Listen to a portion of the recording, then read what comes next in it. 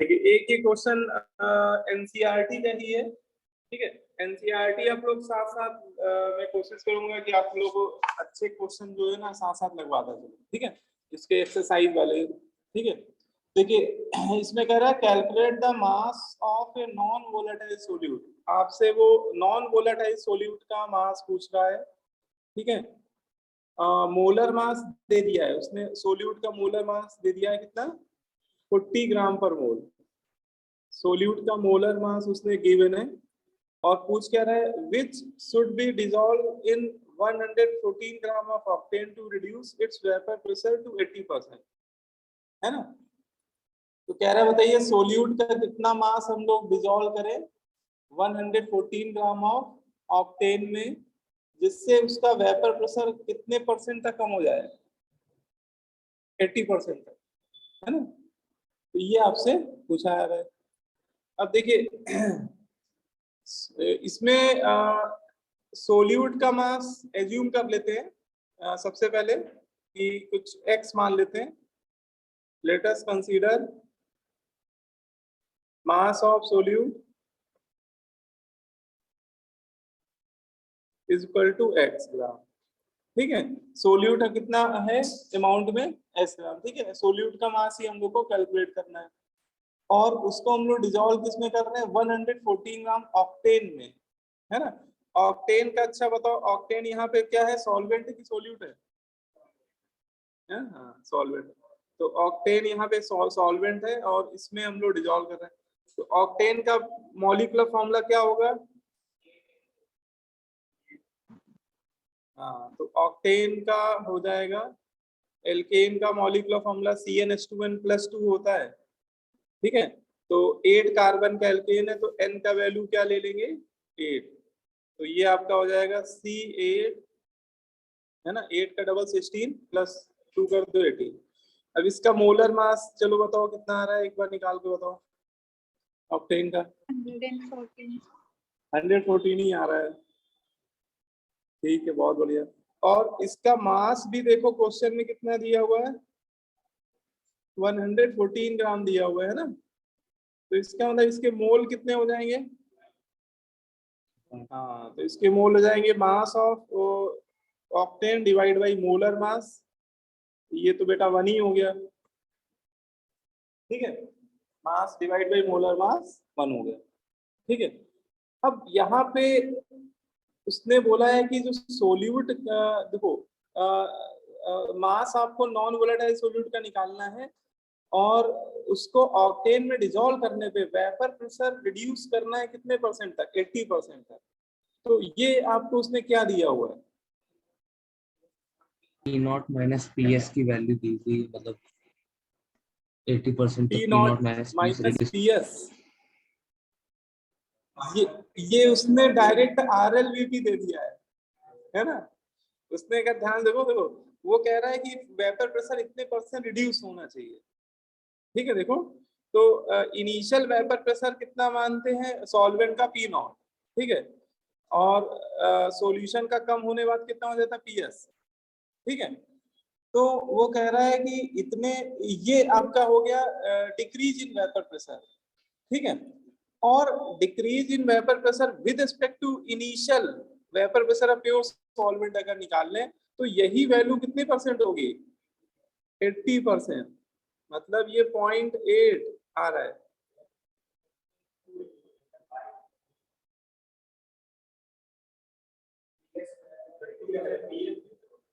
हाँ एक चीज ये भी ध्यान दो बेटा, यार 2 दिया हुआ है,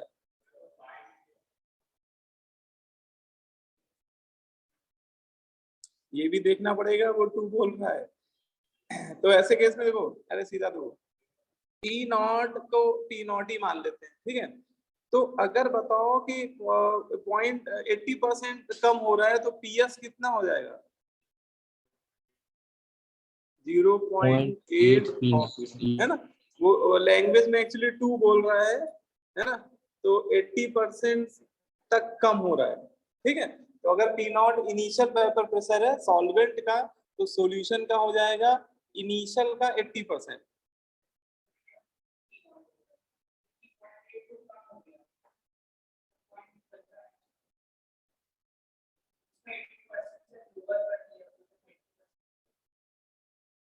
फिर से सोचो। reduce its vapor pressure to 80%, 80% से कम किया है ना?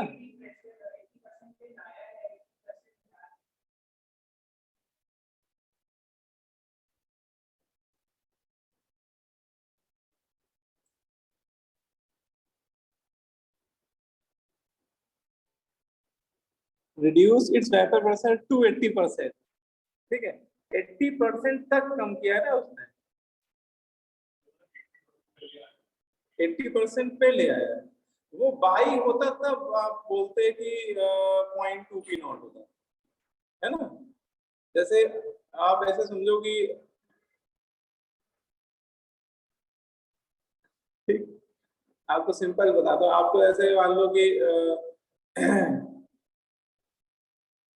अभी आप कोई अर्निंग तो हो नहीं, ठीक है, तो आपको मान लो घर से डेली जेब खर्ची का मिलता है 100 रुपए, और लेकिन महंगाई की वजह से पापा जी ने कहा कि बेटा मैं 80% रिड्यूस कर रहा हूँ, ठीक है, तो रिड्यूस बाई अगर बोल रहे हैं वो, तो 80% मतलब 100 में 80 रुपए माइनस कर दिए, बच्चे मतलब 20 रुपए मिलेंगे कल से तुम्हें।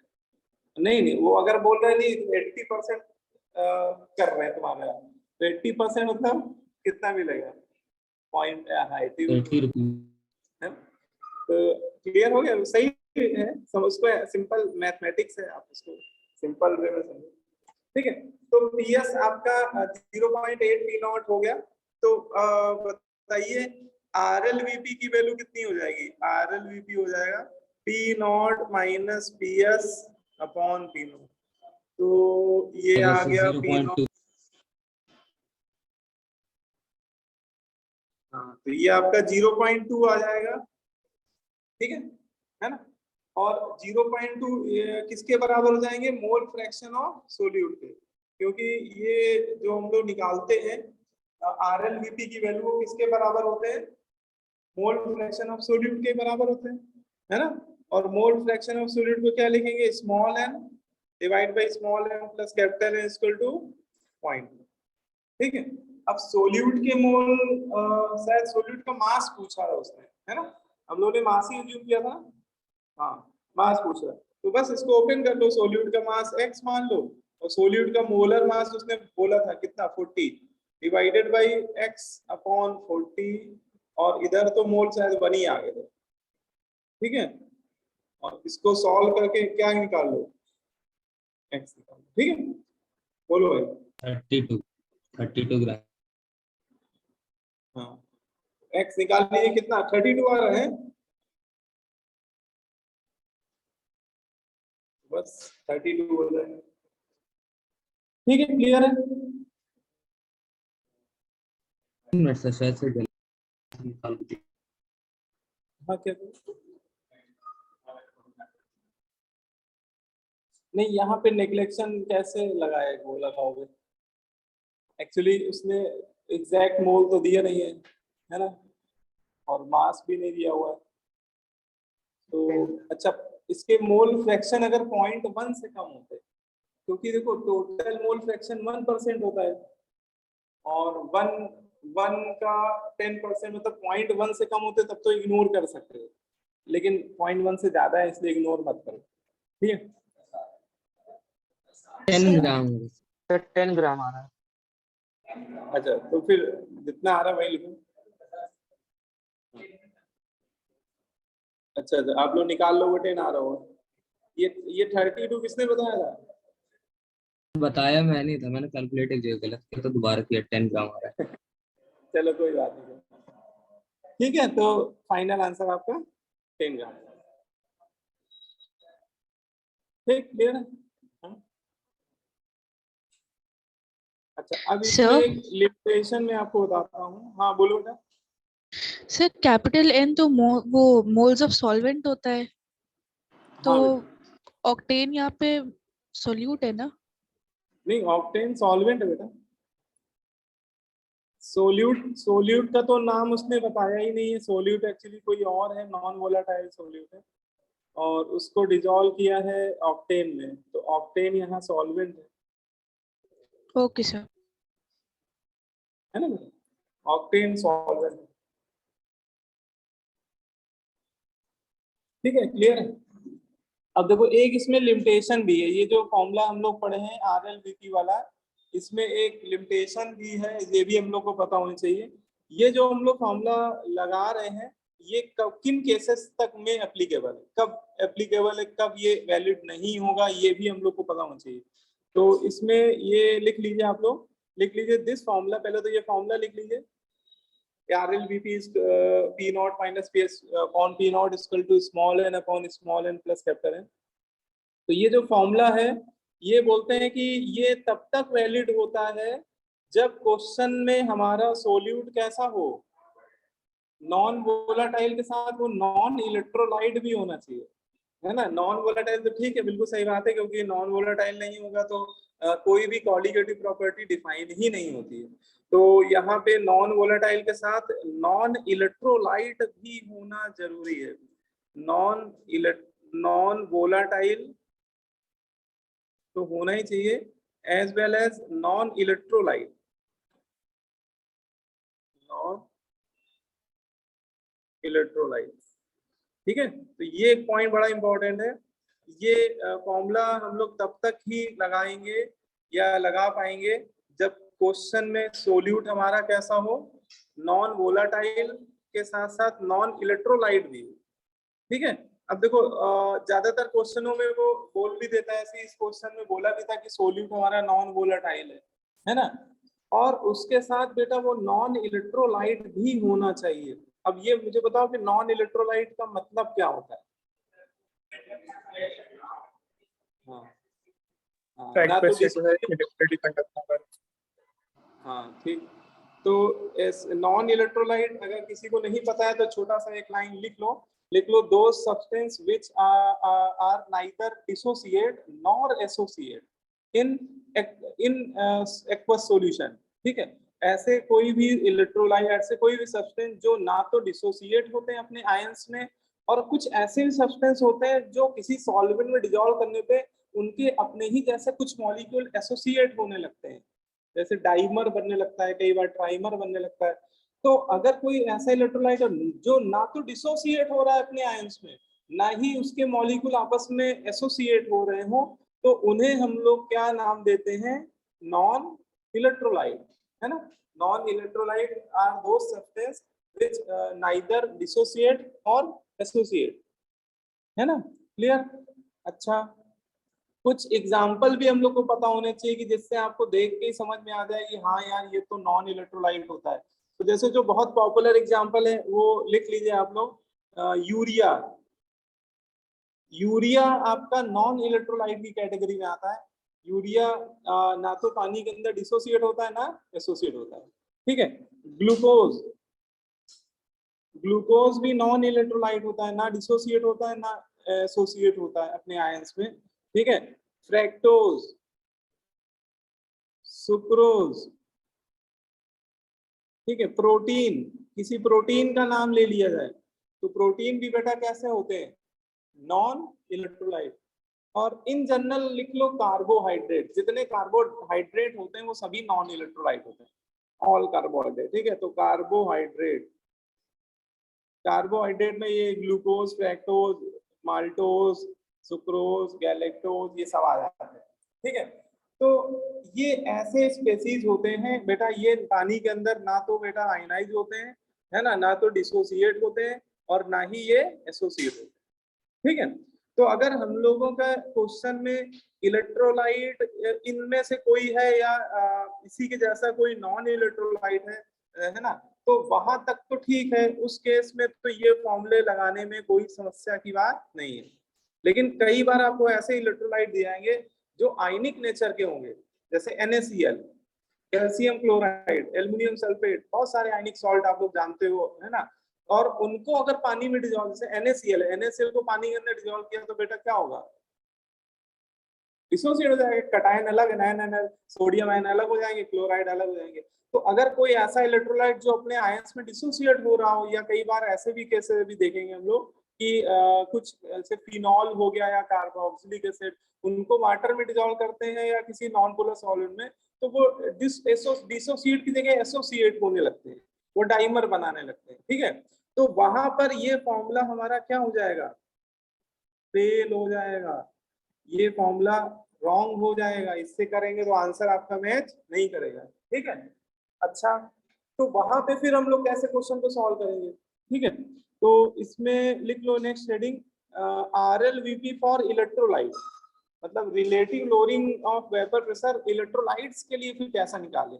इलेक्ट्रोलाइट ऐसे सब्सटेंस होते हैं जो डिसोसिएट या एसोसिएट हो जाते हैं किसी सॉल्वेंट में डिसॉल्व करने पर, है ना। इलेक्ट्रोलाइट क्या होते हैं, इलेक्ट्रोलाइट आर दो सब्सटेंस व्हिच में dissociate or associate when dissolve in solvent.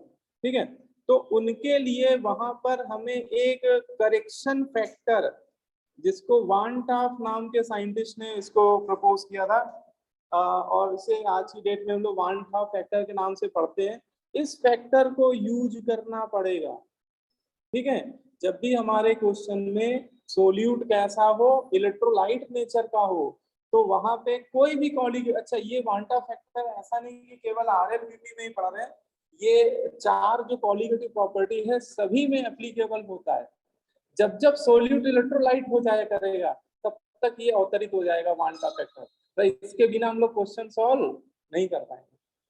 ठीक है ना, तो वांटा फैक्टर का पिक्चर में आने का मतलब क्या है कि जब भी बेटा क्वेश्चन में देखेंगे कि सोल्यूट हमारा कैसा है, इलेक्ट्रोलाइट है, तो वहां पर हमें करेक्शन फैक्टर का यूज करना होगा, जिसे वांटाफ ने बताया था और हम लोग इसे वांटा फैक्टर के नाम से पढ़ते हैं। इसका सिंबल आई दिया था, स्मॉल आई, है ना। वांटा फैक्टर को किससे एक्सप्रेस करते हैं, स्मॉल आई से। ठीक है, अच्छा, अब फॉर्मूले में चेंज कहां पर होगा ये भी समझना है। देखो, हम लोगों ने अभी फॉर्मूला जो पढ़ा है RLVP का, ये फॉर्मूला पढ़ा है, तो इसमें अगर हम लोग आई का यूज करेंगे, मतलब इस फॉर्मूले को करेक्ट करेंगे, क्योंकि इलेक्ट्रोलाइट के केस में जो RLVP की वैल्यू इस फॉर्मूले से आएगी वो उस एक्सपेरिमेंटल वैल्यू के बराबर नहीं आएगी, है ना। लेकिन हम लोग अगर चाहते हैं कि इस फॉर्मूले को करेक्ट करके कुछ ऐसा करें कि इस फॉर्मूले से ही एक्सपेरिमेंटल वैल्यू हमें मिल जाए, है ना, थ्योरेटिकली RLVP की, तो उसके लिए हमें क्या करना पड़ेगा, इस करेक्शन फैक्टर की हेल्प लेनी होगी। और ये जितनी भी, देखो एक बिल्कुल बेसिक बात बता रहे हैं, ये जो वांटा फैक्टर है ये कॉलीगेटिव प्रॉपर्टी के लिए एप्लीकेबल होता है, और कॉलीगेटिव प्रॉपर्टी की डिफिनेशन आप लोगों ने पढ़ी थी, है ना, क्या होती है बताइए, कोई बताओ मुझे।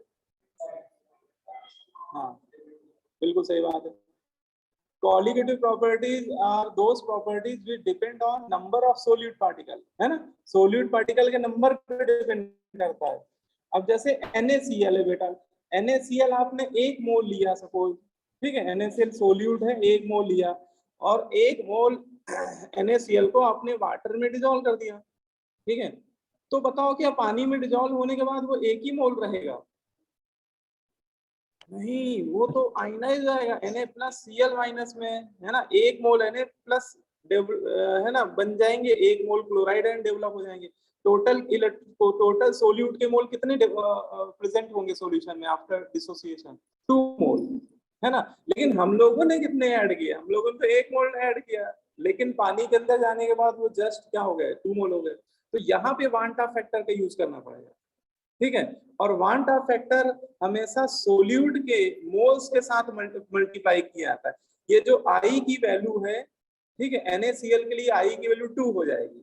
ठीक है, और हमने तो 1 ही मोल डाला, लेकिन क्वेश्चन में वो 2 मोल हो गए, तो हमें क्या करना पड़ेगा, जहां पे स्मॉल n है सोल्यूट के मोल, उसी के साथ में मुझे आई को मल्टीप्लाई करके रखना पड़ेगा।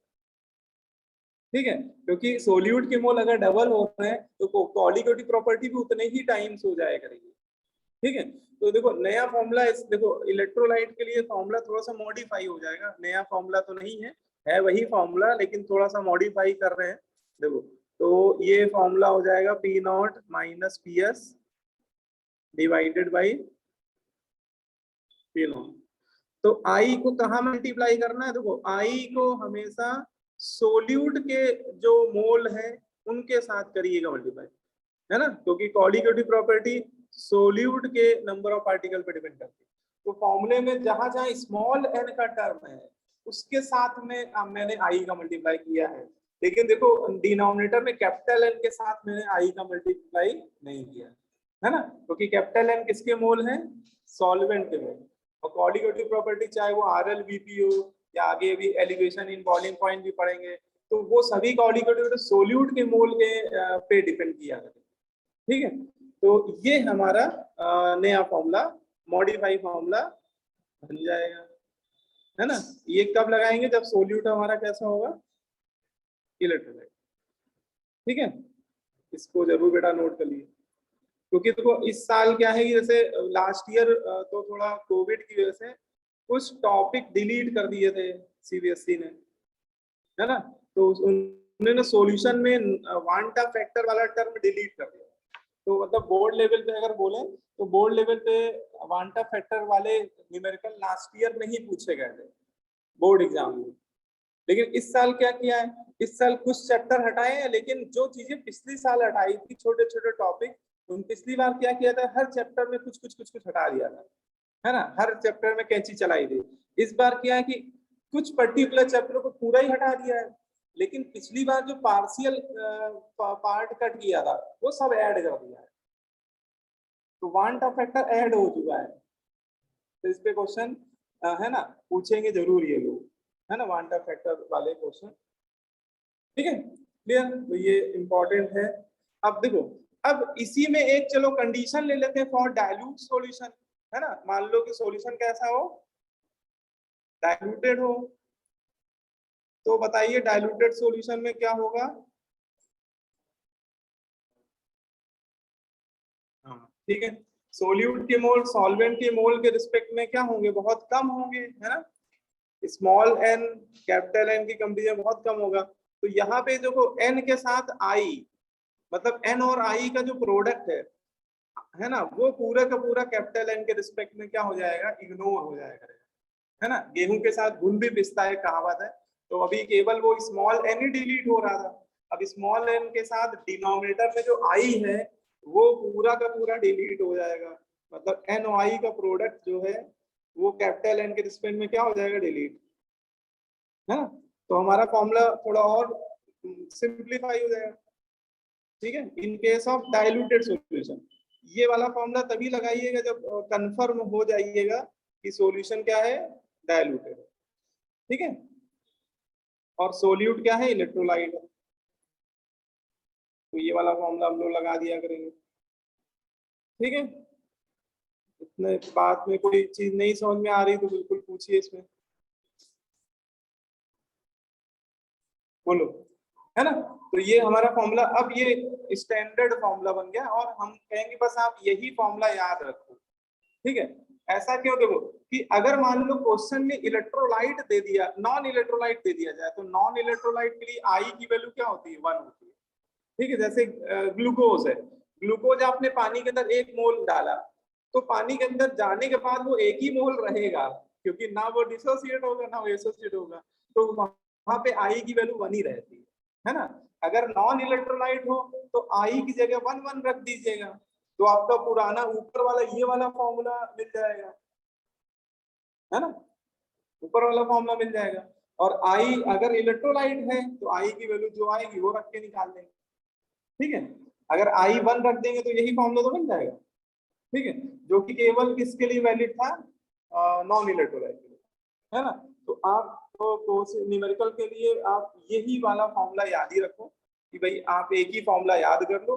अगर इलेक्ट्रोलाइट दिखे तो आई की वैल्यू निकालना भी सीखेंगे, तो आई की वैल्यू निकाल के रख देंगे, और अगर नॉन इलेक्ट्रोलाइट तो आई 1 रख देना, आई की जगह 1 चिपका देना। ठीक है, तो आपका पुराना फॉर्मूला एप्लीकेबल हो जाएगा। ठीक है, बोलो भाई। तो ये ओवरऑल आपको एक फॉर्मूला याद रखना है। और डाइल्यूटेड हो तो एन आई इग्नोर हो जाएगा कैपिटल एन के रिस्पेक्ट में, सोल्यूट के मोल सॉल्वेंट के रिस्पेक्ट में इग्नोर हो जाएंगे। ठीक है, ये बात तो हम लोग को समझ में आई। अब नई एक यहाँ पे एक नया टर्म ऐड हो गया, वांटा फैक्टर। तो इसमें हमें ये पता होना चाहिए कि चलो ठीक है आई मल्टीप्लाई कर देंगे, लेकिन बेटा इसकी वैल्यू लाएंगे कहाँ से, है ना, क्या इसकी वैल्यू हमें दी जाएगी क्वेश्चन में। तो पहली बात देखो, आई की वैल्यू आपको क्वेश्चन में नहीं दी जाएगी, आपको आई पहले निकालना पड़ेगा क्वेश्चन में, और फिर या जहां जहां भी यूज करना है वो क्वेश्चन में वहां पर यूज करना पड़ेगा। ठीक है, तो आई का कैलकुलेशन हमें पता होती है कि आई निकालते कैसे हैं। ठीक है, आई की वैल्यू हमें क्वेश्चन में सॉल्व करनी आनी चाहिए। तो आई को पहले समझते हैं डिटेल में कि आई होता क्या है और उसका कैलकुलेशन कैसे करते हैं। ठीक है, तो नेक्स्ट रीडिंग लिख लीजिए, वांटा फैक्टर। वांटा फैक्टर क्या है ना, what is van't factor and its calculation. इसका कैलकुलेशन कैसे करेंगे न्यूमेरिकल से, क्योंकि न्यूमेरिकल में आपको आई दिया नहीं जाएगा कभी भी, है ना। अभी इतना आसान भी नहीं देगा कि आई भी दे दे तो तब तक क्वेश्चन बहुत इजी हो जाएगा। ठीक है, तो आपको निकालना पड़ेगा। तो आई की एक बेसिक फॉर्मूला है, ये फॉर्मूला देखिए आई क्या है, बोलते हैं वांटा फैक्टर। अगर आपको कभी आई की डिफिनेशन पूछा जाए, बोला जाए डिफाइन वांटा फैक्टर, तो बस इसी फॉर्मूले से आप उसकी डिफिनेशन भी लिख सकते हो। आई जो होता है, आई मतलब वांटा फैक्टर, ये किसी सॉल्यूशन की abnormal value of colligative property with respect to theoretical मतलब वो normal value of colligative property के रेशियो के बराबर होता है। I is defined as ratio of abnormal value of colligative property with respect to theoretical value of colligative property। अच्छा, ये abnormal का मतलब यहाँ पे क्या है? abnormal मतलब जो एक्सपेरिमेंटल वैल्यू निकल के आ रही होगी colligative property, जैसे RLVP है colligative property। अब आप एक्सपेरिमेंट से जो RLVP की वैल्यू निकालेंगे, दिस इज वो जो भी वैल्यू होगी उसे हम लोग क्या बोलेंगे, abnormal value of colligative property. ठीक है ना, बात समझ में आ रही? एक्सपेरिमेंटली, फॉर्मूले से नहीं, एक्सपेरिमेंट से। और theoretical value of colligative property कौन सी हुआ करेगी, फॉर्मूले से। लेकिन उस समय आई की वैल्यू हम लोग क्या लेंगे, 1 मान के चलेंगे कि सोल्यूट हमारा कैसा है, नॉन इलेक्ट्रोलाइट है। तो आई की वैल्यू 1 लेते हुए जो हम लोग निकालते हैं कॉलीगेटिव प्रॉपर्टी, उसे हम लोग थ्योरेटिकल वैल्यू या normal value of colligative property बोलते हैं। ठीक है, तो आई इन दोनों का रेशियो होता है। ठीक है, लिख लो, जगह हो तो लिख लीजिएगा। आई इज डिफाइंड एज, लिख लो, एक डिफिनेशन लिख लो, वांटा फैक्टर। ये 1 मार्क्स में अगर आपसे पूछा जाए तो सीधे आपको डिफिनेशन नहीं लिख देनी। Van't factor is defined as ratio of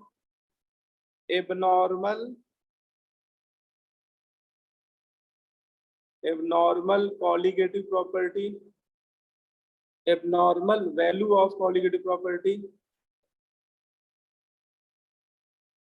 abnormal value of colligative property to normal value of colligative property। ठीक है, तो किसी भी सॉल्यूशन में आई को कैसे डिफाइन किया जाता है, आई उसमें जो भी एबनॉर्मल वैल्यू होती है कॉलीगेटिव प्रॉपर्टी की, और उसमें अगर हम लोग उसकी नॉर्मल वैल्यू से डिवाइड कर दें तो उसका जो भी रेशियो आता है उसी को हम लोग वांटा फैक्टर कहते हैं। ठीक है, बोलो भाई।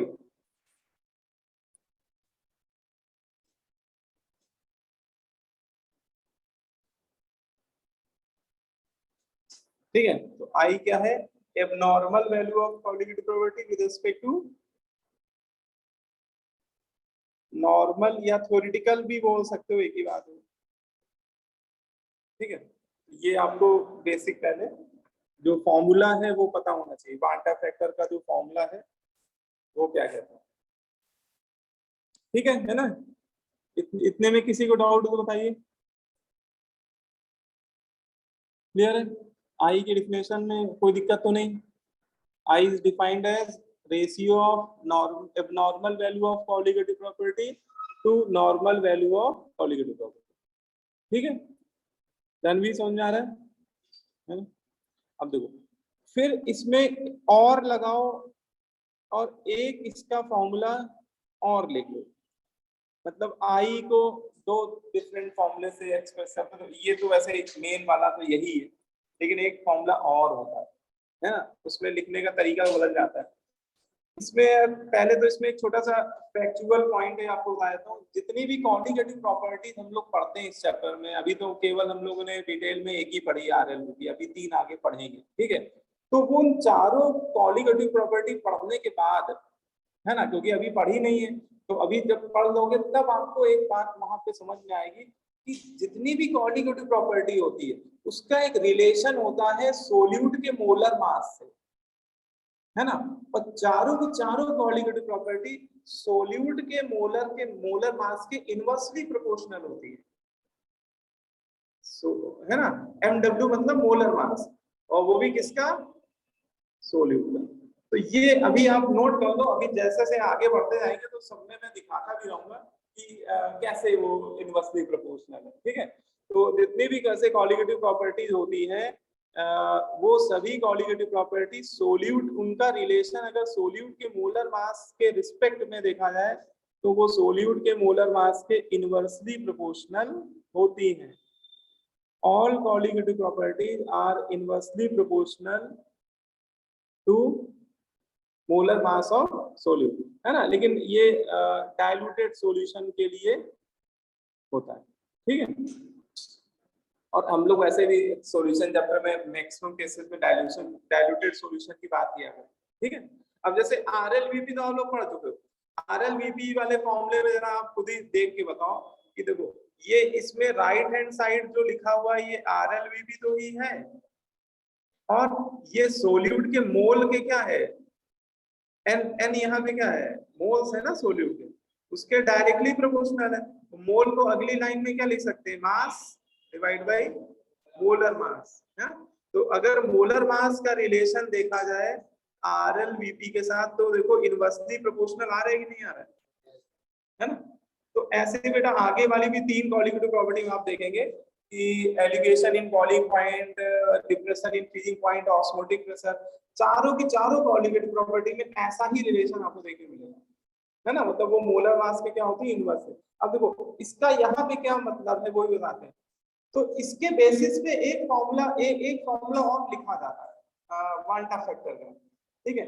देखो वाल्टा फैक्टर का एक फॉर्मूला अभी हम लोगों ने ये पढ़ा, वाल्टा factor is defined as abnormal value of conjugative property divided by normal, ठीक है। अब मैं अगर आपसे बोलूं कि यही फॉर्मूला आपको सोल्यूट के मोलर मास के रिस्पेक्ट में लिखना है, सोल्यूट के मोलर मास के रिस्पेक्ट में। अब देखो सोल्यूट का वो मोलर मास भी 2 तरह से डिफाइंड हो रहा होगा, एक abnormal molar mass of solute, वो तब जब आई को यूज करके निकालेंगे मोलर मास, और एक normal value of molar mass जो हम लोग 11 से पढ़ते आ रहे हैं कि NaOH का मोलर मास 40 होता है, तो उसका नॉर्मल मोलर मास है ना, उसमें आई का यूज नहीं कर रहे हैं हम लोग, है ना। बोलो भाई क्लियर। अगर मैं ऐसे बोलूं कि एसिटिक एसिड का मोलर मास 60 है ना, ये इसका नॉर्मल मोलर मास है। और मैं साथ में एक चीज और इसमें जोड़ दूं कि एसिटिक एसिड का मोलर मास 60 है, इसका I2 है क्वांटा फैक्टर, तो बताओ इसका एबनॉर्मल मोलर मास कितना होगा, तो 120 हो जाएगा। वो इसी फॉर्मूले से देखो आ जाएगा, कैसे देखो, हाँ तो इसमें क्या हो जाएगा कि एबनॉर्मल ऊपर चल रहा था, नॉर्मल नीचे चल रहा था, लेकिन मोलर मास का रिलेशन जस्ट इनवर्सली है, तो मोलर मास के रिस्पेक्ट में हमारा फॉर्मूला पलट जाएगा। अब क्या हो जाएगा, यहाँ पे क्या लिख दें, normal value, normal molecular mass लिखो सीधा, normal molar mass of solute, इसको लिखो न्यूमिनेटर में, ठीक है। और एबनॉर्मल वाला चला जाएगा डिनोमिनेटर में, ठीक है। नीचे क्यों चला गया वो,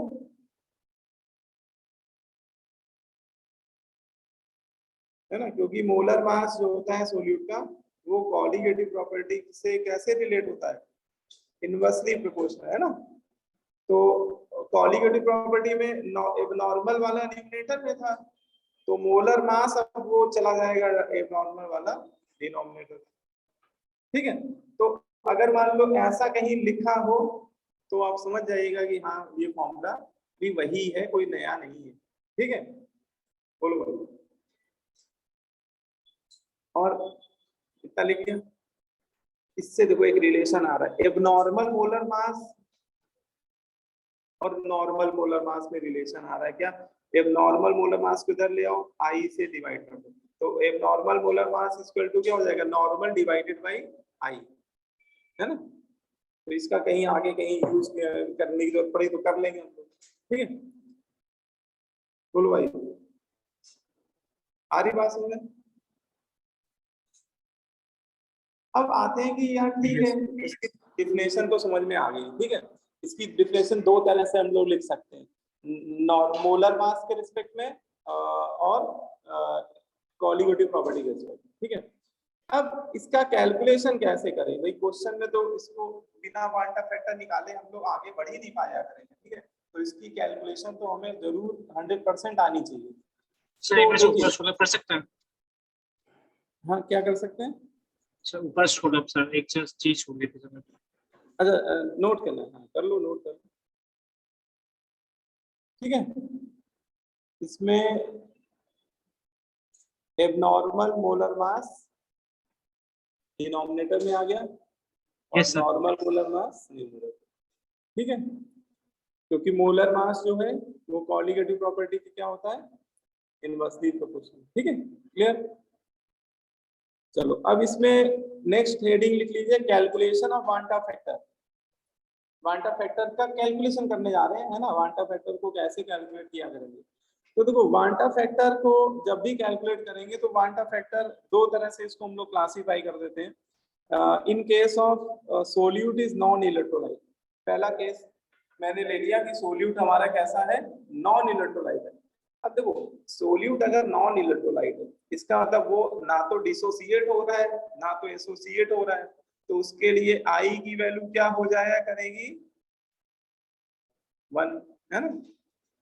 तो अगर सोल्यूट हमारा क्या है, नॉन इलेक्ट्रोलाइट है, तब तो कोई समस्या वाली बात ही नहीं है, आप सीधे आई की वैल्यू क्वेश्चन में 1 लेकर अपना क्वेश्चन सॉल्व कर सकते हैं। सोल्यूट आपका अगर नॉन इलेक्ट्रोलाइट है तो वांटा फैक्टर नॉन इलेक्ट्रोलाइट के लिए 1 होता है, और नॉन इलेक्ट्रोलाइट के जो फेमस एग्जांपल है जैसे यूरिया, यूरिया आपको मैक्सिमम क्वेश्चन में जगह जगह मिलेगा, कहीं यूरिया लिखा हो समझ आना कि हाँ नॉन इलेक्ट्रोलाइट है, वो डिसोसिएट नहीं होता है। ग्लूकोज, ग्लूकोज कार्बोहाइड्रेट है, सभी कार्बोहाइड्रेट क्या होते हैं, non electrolyte, all carbohydrate are non electrolyte, तो ग्लूकोज का भी वांटा फैक्टर क्या हो जाया करेगा, 1। लैक्टोज का, स्टार्च का, प्रोटीन का, तो ये जितने भी है इनको पहचान लीजिए, ये कहीं लिखे हो क्वेश्चन में तो समझ जाइएगा कि बेटा ये सब क्या है, नॉन इलेक्ट्रोलाइट है। ये ना तो बेटा आयनाइज होते हैं कभी, ना तो ये कभी डिसोसिएट होते हैं, और ना ही कभी ये एसोसिएट होते हैं। इनके लिए आई की वैल्यू हम लोग 1 लेके चला गया, ठीक है ना। तो इनके लिए कोई दिक्कत वाली बात नहीं है ना। अब देखो मेन आपको ध्यान रखना है, जब आपके क्वेश्चन में सोल्यूट कैसा हो, इलेक्ट्रोलाइट नेचर का हो, है ना।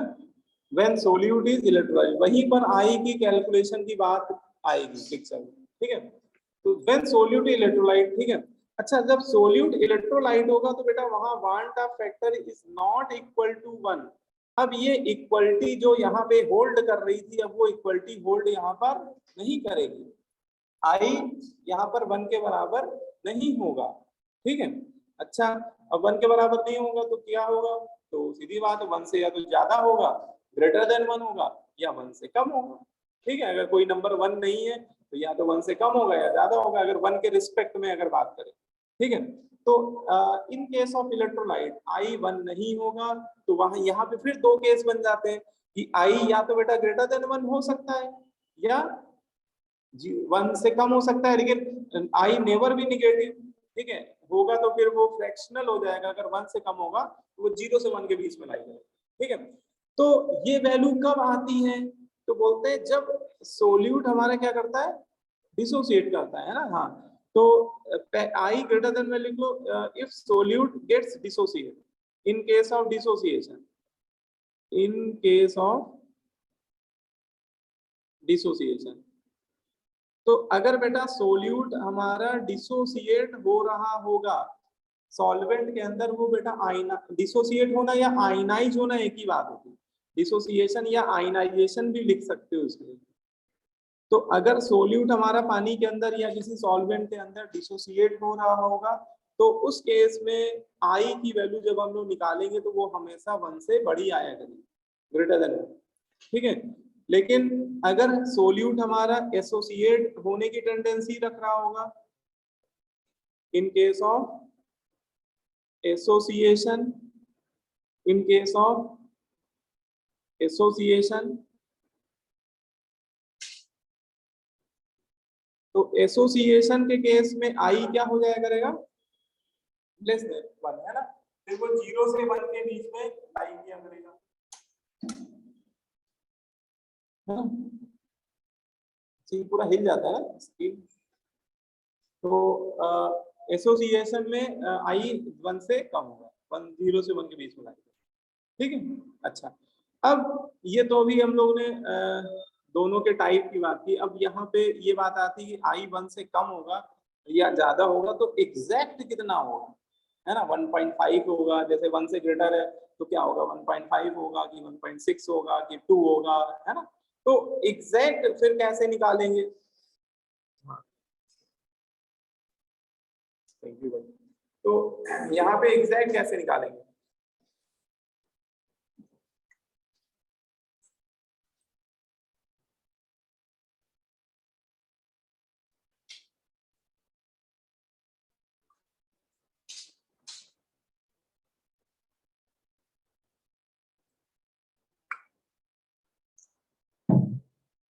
देखो भाई, गर्मी में तो बिन पानी सब सून, है ना, सूना सूना लगता है। तो पानी आप लोग भी पीते रहा करिए, है ना। इस समय गर्मी देख लिया कितना टेम्परेचर है, 40 तो हो गई इस समय, देखो तो अंदर नहीं पता चल रहा है, हाथ निकलो तो पता चल रहा है। तो गर्मियों में हाइड्रेशन पूरा होना चाहिए, 42 है इसमें, 43 है। हाँ, हर जगह में 1 डिग्री कम रहता है, ठीक है। तो NaCl का जो है, अच्छा रूम का टेम्परेचर है तो कम ही रहेगा ना, यहाँ एसी चल रहा है, बाहर का तो हो सकता है 43 दिखाए। तो यहाँ पे देखो अब हम लोग केस बना के डिस्कस कर रहे हैं, ठीक है। ऊपर जो हम लोगों ने पढ़ा था इसी को, इसको मैं बोलने जा रहा हूँ केस नंबर 1, डिसोसिएशन को क्या बोलने जा रहा हूँ, केस नंबर 1, ठीक है। और इसको मैं बोलने जा रहा हूँ केस नंबर 2, है ना। आई का कैलकुलेशन हम लोग 2 केस में करेंगे, ठीक है। नहीं रुक जाओ यार, इसमें भी अभी एक लफड़ा है कि डिसोसिएशन में इसमें पूरा फ्लो चार्ट एक्चुअली बना नहीं है ये, इसमें भी 2 पार्ट कर लो, डिसोसिएशन में भी 2 पार्ट कर लो। In case of strong electrolyte, in case of strong electrolyte, कि इलेक्ट्रोलाइट हमारा क्या है, बहुत स्ट्रॉन्ग है भाई। स्ट्रॉन्ग मतलब समझ लो,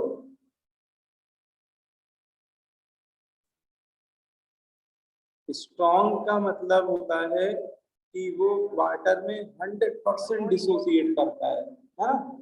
स्ट्रॉन्ग इलेक्ट्रोलाइट पानी के अंदर क्या करते हैं, 100% डिसोसिएट होते हैं। उनका अल्फा 1 होता है, उनका डिग्री ऑफ डिसोसिएशन क्या होता है, 1, है ना। ये मान के चल रहे, वैसे एग्जैक्ट 100% कोई नहीं डिसोसिएट करता, ये सच्चाई है। लेकिन 90% से ज्यादा डिसोसिएट होने वालों को हम लोग थ्योरेटिकली क्या मान लेते हैं, स्ट्रॉन्ग इलेक्ट्रोलाइट, जिसका भी अल्फा 0.9 या 0.9 से ज्यादा होता है। तो 0.9 को राउंड ऑफ करके, अगर पॉइंट में बोलूं कि 0.9 को राउंड ऑफ कर दो तो 1 ही आएगा, ठीक है। ठीक है, हम लोग थ्योरी में बोलेंगे जरूर 100%, लेकिन एक दिमाग ये भी ध्यान रखना कि आप 100% एग्जैक्ट किसी का नहीं होता है ना। बोलो भाई, जैसे 11 में पढ़े थे ना कि आइडियल गैस नाम की कोई गैस ही नहीं होती है, लेकिन थ्योरी तो पूरी आइडियल गैस की पढ़ते हैं ना हम लोग, तभी रियल गैस को हम लोग समझ पाते हैं। तो वही बात है कि 100% एक फ्रेम ऑफ रेफरेंस को लेकर ही बोला जाता है आइडियल सिचुएशन में, ठीक है। लेकिन 90 के ऊपर सब स्ट्रॉन्ग माने जाते हैं, ठीक है। तो अगर कोई इलेक्ट्रोलाइट 100% डिसोसिएट कर रहा है तो हम लोग उसको थ्योरेटिकली क्या मान लेते हैं कि बेटा वो क्या है, स्ट्रॉन्ग इलेक्ट्रोलाइट है, ठीक है। बोलो भाई, लेकिन बहुत से इलेक्ट्रोलाइट बेटा बहुत कम परसेंट में आयनाइज होते हैं, है ना। पता लगा एसिटिक एसिड 20% आयनाइज हो रहा है, 15% आयनाइज हो रहा है, 5% आयनाइज हो रहा है, 10% आयनाइज हो रहा है ना। 90% से कम कितना भी आयनाइज हो रहा है सब वीक हो जाते हैं। तो थ्योरी में उनको क्या बोलते हैं हम लोग, वीक इलेक्ट्रोलाइट। उनको हम लोग क्या बोलते हैं, वीक इलेक्ट्रोलाइट। तो डिसोसिएशन में भी देखो दो केस हो गए बेटा, डिसोसिएशन में भी दो केस हो गए। एक केस हो गया बेटा स्ट्रॉन्ग इलेक्ट्रोलाइट का, जिसमें अल्फा उसका कितना हो जाया करेगा 1, और एक हो गया वीक इलेक्ट्रोलाइट का, जिसमें अल्फा क्या होगा लेस देन 1, है ना। अल्फा फ्रैक्शनल होगा, 0 से 1 के बीच में करेगा। ठीक है, क्लियर।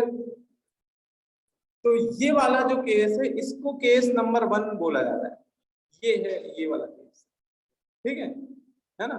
मतलब डिसोसिएशन में भी कैसा इलेक्ट्रोलाइट, स्ट्रॉन्ग इलेक्ट्रोलाइट। ठीक, तो देखो इसमें टोटल 3 केस बनेंगे, ये केस नंबर 1, ये केस नंबर 2, और एसोसिएशन वाला हो जाएगा केस नंबर 3। ठीक है, आई की कैलकुलेशन में 3 केस बनते हैं टोटल। अब एक एक करके समझते हैं। दो पहला केस है केस नंबर 1, लिख लीजिए, calculation of I quanta factor for strong electrolyte. देखो यहाँ पे लिखा हुआ है कि हम लोग आई का कैलकुलेशन करने जा रहे हैं, किसके लिए करने जा रहे हैं, स्ट्रॉन्ग इलेक्ट्रोलाइट के लिए करने जा रहे हैं। ठीक है, अब देखो स्ट्रॉन्ग इलेक्ट्रोलाइट, एल्कली मेटल के जितने सॉल्ट है सब स्ट्रॉन्ग ही होते हैं, है ना। एल्कली मेटल के सॉल्ट अगर देख लो तो समझ जाइएगा कि स्ट्रॉन्ग इलेक्ट्रोलाइट है, जैसे NaCl, KCl, LiCl, है ना। एल्कली मेटल के सॉल्ट स्ट्रॉन्ग होते हैं। और जैसे NaCl, पहले एग्जांपल में आपको दे दिया उसने सोडियम क्लोराइड।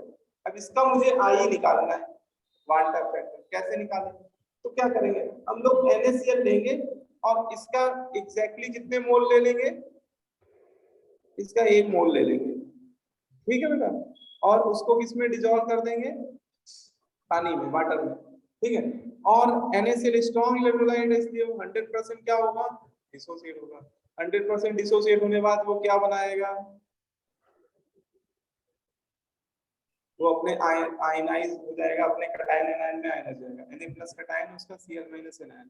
तो अच्छा बताओ कि आपने NaCl 1 मोल डाला, लेकिन पानी के अंदर जाने बाद टोटल कितने मोल में कन्वर्ट हो गया, वो 2 मोल, है। तो यही इसका क्वांटा फैक्टर है। आफ्टर डिसोसिएशन उसके जितने मोल प्रेजेंट हैं सॉल्यूशन में, वही उसका क्वांटा फैक्टर। स्ट्रॉन्ग इलेक्ट्रोलाइट में निकालना देखो बहुत आसान है, ये देखो लिखा हुआ है, आई की वैल्यू स्ट्रॉन्ग इलेक्ट्रोलाइट में निकालने के लिए क्या करते हैं, नंबर ऑफ डिसोसिएट आयंस देख लो with respect to 1 moles of electrolyte. 1 mole electrolyte के रिस्पेक्ट में कितने मोल्स उसके डिसोसिएट हो गए।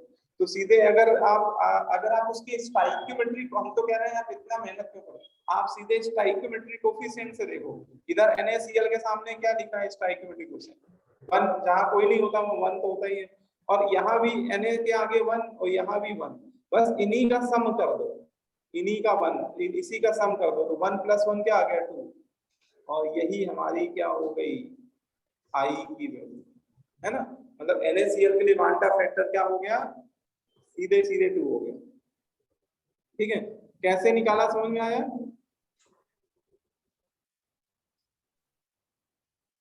ठीक है, आप सीधे देख लो कि वो जो भी इलेक्ट्रोलाइट है आयनाइज होने के बाद वो टोटल कितने आयंस में कन्वर्ट हो रहा है ना। Total number of ions count कर लीजिए। स्ट्रॉन्ग इलेक्ट्रोलाइट में सीधे सीधे आप total number of ions count कर लीजिए with respect to 1 mole of electrolyte. ठीक है, तो NaCl का क्वांटा फैक्टर 2 हो गया। अब जैसे आपको दे दिया गया कैल्शियम क्लोराइड, ठीक है, और बोला गया कि इसको स्ट्रॉन्ग इलेक्ट्रोलाइट मानते हुए इसका आई निकालिए। ठीक है, बोलो कैसे आएगा। तो ये आयनाइज होगा 1 कैल्शियम आयन, ठीक है, और सीधे आप स्टाइकियोमेट्री कोएफिशिएंट देखो, इसका कैल्शियम क्लोराइड का 1 मोल के रिस्पेक्ट में इसके कितने मोल बनेंगे, 1 मोल इसका बनेगा, और क्लोराइड आयन के 2 मोल बनेंगे। बस इनके स्टाइकियोमेट्री कोएफिशिएंट का सम कर देना है, यही आपका आई का वैल्यू हो जाएगा। ठीक है, तो कैल्शियम क्लोराइड के लिए आई का वैल्यू कितना हो गया, 1 + 2 तब 3 हो। मान लो कैल्शियम क्लोराइड को अगर पानी में डिजोल्व किया तो उसके लिए वांटा फैक्टर 3 हो जाएगा। ये मानते हैं कि स्ट्रॉन्ग इलेक्ट्रोलाइट है, हाँ? ये इन सभी में हम लोग मान के चल रहे हैं कि ये सभी कैसे हैं, स्ट्रॉन्ग इलेक्ट्रोलाइट। ठीक है, क्लियर है ना? अच्छा, कभी ऐसा भी क्वेश्चन मिलेगा कि आपको लैंग्वेज में साफ साफ बोलेगा नहीं कि स्ट्रॉन्ग है कि वीक है, तो कैसे जानेंगे कि स्ट्रॉन्ग है कि वीक है?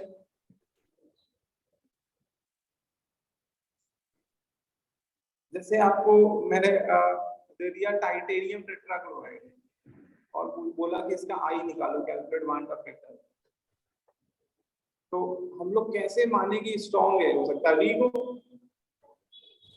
हाँ, बॉन्डिंग कैसे?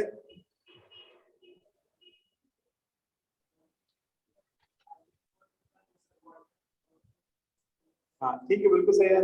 अब ये कैसे तुम जानोगे कि इसमें आयनिक कैरेक्टर डोमिनेंट है? क्योंकि देखो फजान भैया ये कह गए कि 100% आयनिक कंपाउंड होता नहीं, कोई कुछ ना कुछ कोलन कैरेक्टर होता ही है ना, और उसमें कुछ भी कोलन कैरेक्टर होगा तो वो इक्विलिब्रियम बना ही रहा होगा। ठीक है, तो आपको एक मैं सच्चाई बताता हूँ। देखो एल्कली मेटल के हैलाइड को अगर छोड़ दिया जाए, किसको छोड़ दिया जाए?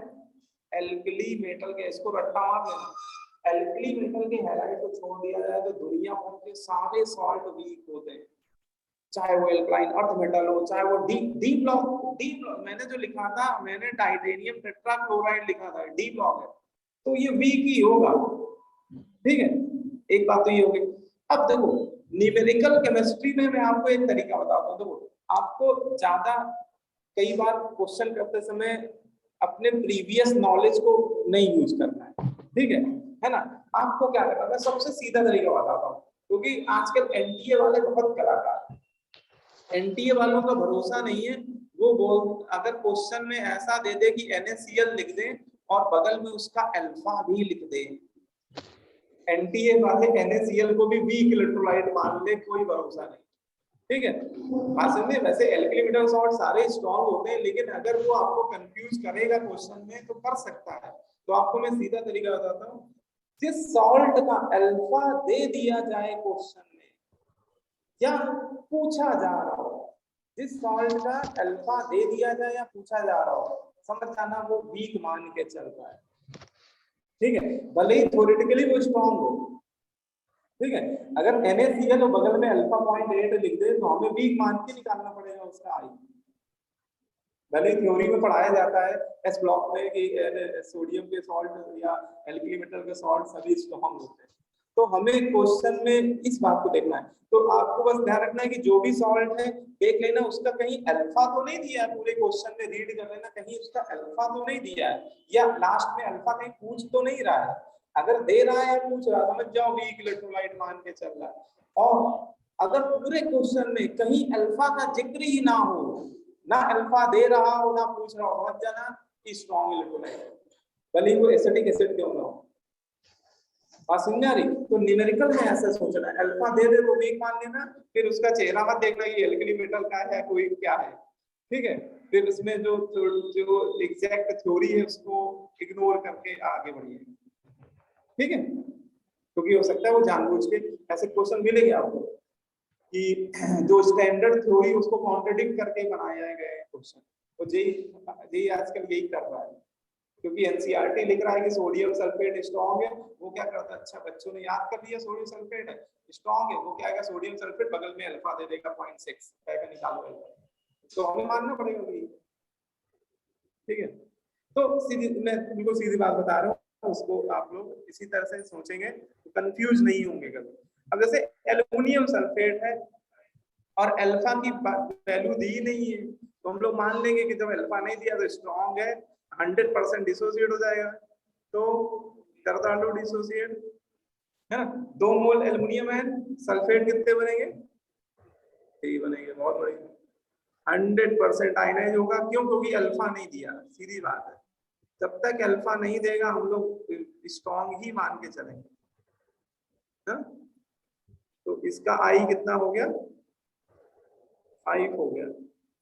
ठीक है, बोलो क्लियर।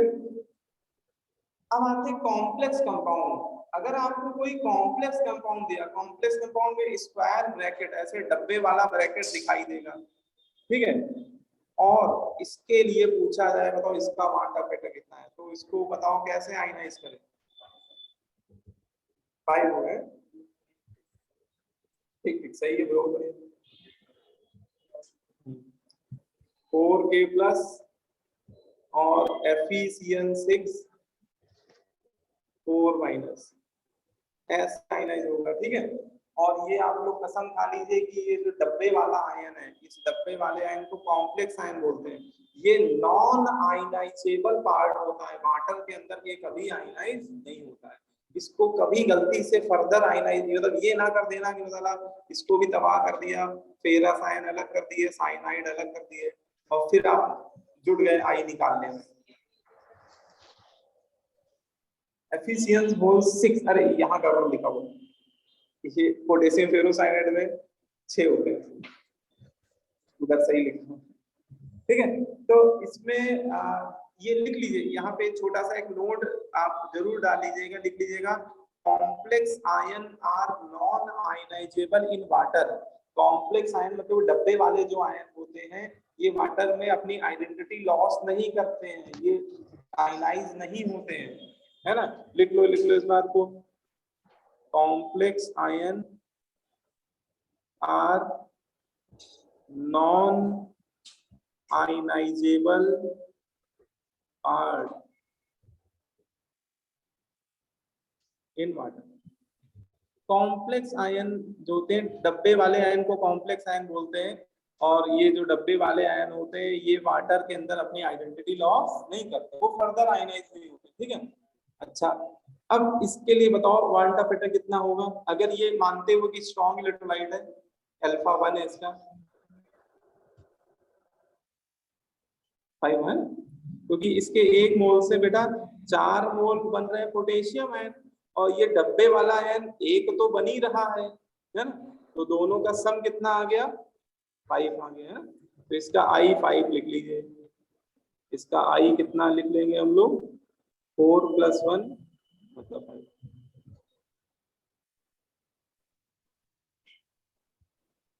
ठीक है, क्लियर है, बोलो किसी में डाउट नहीं होना चाहिए किसी को भी, है ना।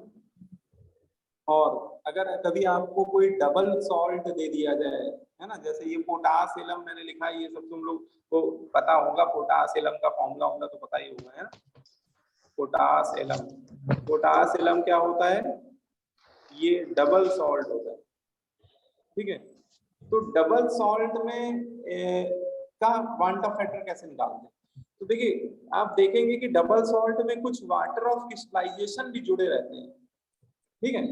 तो आपको इतना बस ध्यान रखना है कि वाटर ऑफ क्रिस्टलाइजेशन को आयनाइज मत करिएगा, मतलब उसमें जो वाटर H2O है उसको फर्दर मत आयनाइज कर दीजिएगा H+ आयन OH- में, है ना। हाँ, बाकी सब आयनाइज कर दीजिए, क्योंकि ऐसा क्यों, क्योंकि बेटा सॉल्वेंट तो खुद ही पानी है ना, तो वाटर तो एक बहुत हाईली वीक इलेक्ट्रोलाइट है, ठीक है। तो वाटर के मॉलिक्यूल अगर किसी सॉल्ट में वाटर ऑफ क्रिस्टलाइजेशन पहले से ही अटैच्ड हो, है ना, तो वो सेफ रहेंगे, क्योंकि सॉल्वेंट वाटर ही है, वो वाटर के साथ घुल मिल जाएंगे, है ना। वाटर वीक इलेक्ट्रोलाइट है, वो आयनाइज नहीं होंगे, उसको छोड़ के बाकी सब कर दो आयनाइज से। वो पहले आप इसको आयनाइज करो K2 से, तो 2 पोटेशियम आयन, 1 सल्फेट आयन, और फिर एल्युमिनियम सल्फेट को अलग कर दो डिसोसिएट, 2 एल्युमिनियम आयन और 3 सल्फेट आयन, ठीक है। ऐसे लिख डालो, देखो 2 potassium ion, 2 aluminium ion, sulphate total कितने हो गए,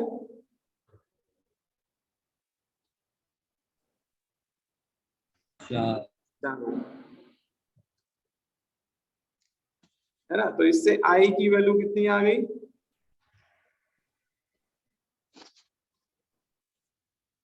8 हो गई, है ना। तो पोटास एलम का लिए क्वांटा फैक्टर की वैल्यू कितनी हो जाएगी, 8 हो जाएगी। पोटास एलम के लिए क्वांटा फैक्टर 8 हो जाएगा, ठीक है। तो ये तरीका है, बहुत सिंपल बातें हैं सब, ठीक है। तो कोई भी इलेक्ट्रोलाइट है, अगर आप आई निकालना चाहते हैं तो ऐसे आप निकाल लेंगे। इसके इन केस ऑफ स्ट्रॉन्ग इलेक्ट्रोलाइट, ये जो हम लोग आई निकाल रहे थे वो किसके लिए निकाल रहे हैं, स्ट्रॉन्ग इलेक्ट्रोलाइट के लिए निकाल रहे हैं, ठीक है। अब इसमें अगला केस आता है केस नंबर 2, ठीक है। ये हम लोग पढ़ने आ रहे हैं calculation of van't factor for weak electrolyte. अब हम लोग वीक इलेक्ट्रोलाइट की बात करने आ रहे हैं कि अगर आपको क्वेश्चन में कोई वीक इलेक्ट्रोलाइट दिया है तो उसका वांटा फैक्टर कैसे निकाला जाएगा, है ना। Calculation of van't factor for weak electrolyte, weak electrolyte के लिए वांटा फैक्टर कैसे निकालेंगे, है ना। बोलो भाई।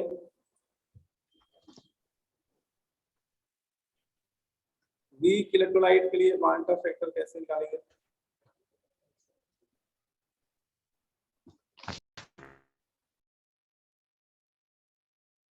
ठीक है। तो वीक इलेक्ट्रोलाइट के लिए वांटा फैक्टर कैसे निकालेंगे, तो एक मैंने बिल्कुल जनरल फॉर्मूला ले लिया, एक AX/BY टाइप का कोई वीक इलेक्ट्रोलाइट ले लिया, ठीक है। ये सॉल्ट का जनरल फॉर्मूला AX/BY क्या है, ये जनरल फॉर्मूला है सॉल्ट का, ठीक है। ऐसा कोई भी सॉल्ट हो सकता है और कोई भी सॉल्ट को हम लोग इस तरह से क्लासिफाई कर सकते हैं AX/BY टाइप से, ठीक है। इसमें A उसका क्या है, कैटायन है, और B उसका एनायन है ना। और अगर इसको हम लोग किसी पोलर प्रोटिक सॉल्वेंट में डिसॉल्व करते हैं, पोलर प्रोटिक सॉल्वेंट जैसे वाटर हो गया, अल्कोहल हो गया, है ना, जिसके पास एसिडिक हाइड्रोजन होते हैं उन्हीं को पोलर प्रोटिक सॉल्वेंट बोलते हैं, तो वी आयनाइज हो जाएगा। कैसे, ये अपने कैटायंस में डिसोसिएट हो जाएगा, X mole of cation as well as Y mole of anion, ठीक है। तो ये मैंने इक्वेशन लिखी हुई है। अच्छा हाँ, ये एक वीक इलेक्ट्रोलाइट मैं मान के चल रहा हूँ, तो जितने भी वीक इलेक्ट्रोलाइट होते हैं वो 100% आयनाइज नहीं होते हैं। इस वजह से क्या होता है, कुछ समय के बाद उनके डिसोसिएट आयन और जो अनडिसोसिएट पार्ट है, ये वाला जो डिसोसिएटेड आयन है ना, और ये जो उसके बीच में क्या एक स्टेब्लिश हो जाता है, एक इक्विलिब्रियम स्टेब्लिश हो जाता है, और इसी को हम लोग क्या बोलते हैं, आयनिक इक्विलिब्रियम, है ना। तो ये बेसिक हम लोग 11th में पढ़ के आए, मेरे ख्याल से इसमें दिक्कत नहीं होगी, इसी को ये सब लिखना आता है, ठीक है। अब देखो, अब इसमें आई निकालेंगे कैसे, सबसे मेन बात आती है कैलकुलेशन ऑफ वांटा फैक्टर, आई कैसे निकालेंगे। तो इसके कुछ मोल लेके हम लोग चलते हैं, मान लेते हैं इसके मैंने कुछ स्मॉल a मोल लेके चल रहा हूँ, ठीक है ना। जब मैंने इसको पानी के अंदर डाला तो इसके कितने मोल मैंने इंसर्ट कराए, कितने मोल डिसॉल्व किए, स्मॉल है। अच्छा, इस समय बेटा t = 0, अभी जस्ट मैं उसको डिसॉल्व करने जा रहा हूँ, अभी डिसॉल्व किया नहीं है, जस्ट गोइंग टू डिसॉल्व, तो उस समय उसके आयंस के मोल क्या है, 0, ठीक है। फिर डिसॉल्व हो गया, जितना डिसोसिएट होना था हो गया, कुछ समय बाद इक्विलिब्रियम आ गया, तो अगली सिचुएशन कब देख रहे हैं, जब इक्विलिब्रियम आ चुका है, और हम लोग ये मान के चल रहे हैं कि इक्विलिब्रियम पे इसका जो डिग्री ऑफ डिसोसिएशन है वो अल्फा है, और वो क्वेश्चन में दिया जाएगा हमेशा, तभी हम लोग वीक मानेंगे, नहीं तो फिर इसको स्ट्रॉन्ग नहीं मान लेंगे, ठीक है। तो मान लेते हैं कि इसका alpha, degree of dissociation alpha है, तो अल्फा के टर्म में बताओ क्या इक्वेशन लिखे, इक्विलिब्रियम पे ये अल्फा के टर्म में यहाँ क्या लिखे, हाँ, क्योंकि अल्फा वो मोल होते हैं जो 1 मोल के रिस्पेक्ट में डिसोसिएट होते हैं, हाँ ठीक है, बहुत सही। तो 1 मोल के रिस्पेक्ट में अल्फा, तो ए मोल के रिस्पेक्ट में ए अल्फा डिसोसिएट होगा, ठीक है। तो यहाँ मुझे लिखना पड़ेगा a माइनस ए अल्फा, ठीक है, इसमें सभी को क्लियर है।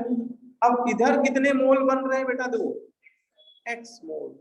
अब देखो, अगर यहाँ पे सपोज 1 मोल बनता तो मैं लिख देता a अल्फा, क्योंकि 1 मोल है ना, इसके 1 मोल, इसका कोफिशिएंट देखो ना, इसके 1 मोल कोफिशिएंट के रिस्पेक्ट में ये कितना डिसोसिएट हो रहा होगा, a अल्फा, लेकिन यहाँ पे कितने मोल बन रहे हैं, x, तो मुझे a alpha multiply by x इतना लिखना पड़ेगा, बोल भाई, है ना।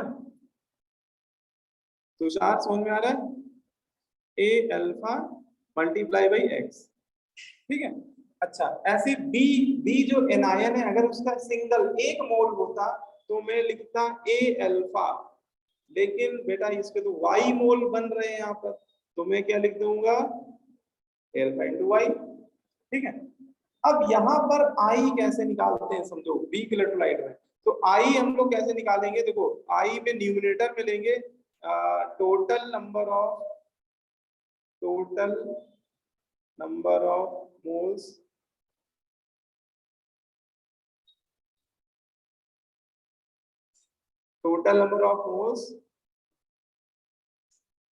प्रेजेंट एट इक्विलिब्रियम पे टोटल कितने मोल प्रेजेंट है ना। इसमें सभी के लेने पड़ेंगे जो डिसोसिएटेड और अनडिसोसिएटेड है ना, और वो भी एक्वस फेज में। हाँ, ये एक बात मैं बता देना चाहता हूँ कि ये मान के चल रहा हूँ कि ये सभी स्पेसीज की फेज क्या है यहाँ पर, एक्वस है, मतलब सभी वाटर में सॉल्युबल है। अगर कोई ऐसा हो जो इनसॉल्युबल सॉलिड फेज में हो तो उसके फिर नहीं लेंगे, ठीक है ना। अगर यहाँ कोई प्योर लिक्विड है तो भी नहीं लेंगे, है ना। तो total number of moles present at equilibrium divided by initial मोल से डिवाइड कर देंगे, जितने बेटा लेके चले थे हम लोग, इनिशियल मोल्स ऑफ रिएक्टेंट, है ना, जो शुरुआत में जो रिएक्टेंट दिया है उसके इनिशियल मोल से डिवाइड कर देंगे। अब बताओ, चलो ये आप ही को बताना है, बताइए कि टोटल मोल कितने हैं इक्विलिब्रियम पे, है ना। तो इन तीनों के ऐड कर देंगे हम लोग, इतने ही तो है ना, और सब पानी में सॉल्युबल है तो तीनों के लेके चलने पड़ेंगे, ठीक है। जो डिसोसिएटेड है और जो अनडिसोसिएटेड है बस वो वाटर में सॉल्युबल होना जरूरी है। तो बेटा मैं तीनों के ऐड कर देता हूँ, ए माइनस ए अल्फा इंटू एक्स, ए अल्फा इंटू वाई, और डिवाइडेड बाई क्या कर दें, इनिशियल कितने लेके चले थे हम लोग, ए, इससे डिवाइड, ए से डिवाइड कर देंगे हम लोग, ठीक है। तो देखो ए तो पिक्चर से गायब होता हुआ दिख रहा है ना, ए कैंसिल, कॉमन लेके कैंसिल होता हुआ दिख रहा है। तो चलो भाई कॉमन लेके कैंसिल करो तो ये हो जाएगा 1 plus alpha X plus Y minus 1। तो ऐसा एक्सप्रेशन आ रहा है, ठीक है, 1 plus alpha X plus Y minus 1। और यहाँ पे अगर ध्यान से देखो कि x प्लस वाई, जरा आप ये बताओ कि x प्लस वाई की वैल्यू क्या है इस इक्विलिब्रियम में, नीचे आ जाओ। तो x प्लस वाई क्या है, जो प्रोडक्ट साइड आयंस हैं, प्रोडक्ट साइड जो आयंस हैं कैटायन है, उनके स्टोइकियोमेट्रिक कोफिशिएंट का सम, है ना। और अगर उसको मैं एक नया नाम दे दूं n, बोल दो कि x प्लस वाई n के बराबर, स्मॉल n के बराबर, है ना, तो ये फॉर्मूला और छोटा हो जाएगा, है ना। बोलो भाई, इस फॉर्मूले को थोड़ा और सिंप्लीफाई करके लिख देते हैं, ये हो जाएगा 1 प्लस अल्फा n माइनस 1, है ना। तो आपको ये वाला फॉर्मूला याद रखना है। मेन मतलब जो आपको आई निकालने के लिए जिस फॉर्मूले को यूज करना होगा वो ये वाला फॉर्मूला है। हाँ, इसमें ध्यान रखना कि n मैंने किसको माना है, n मैंने किसको बोला है,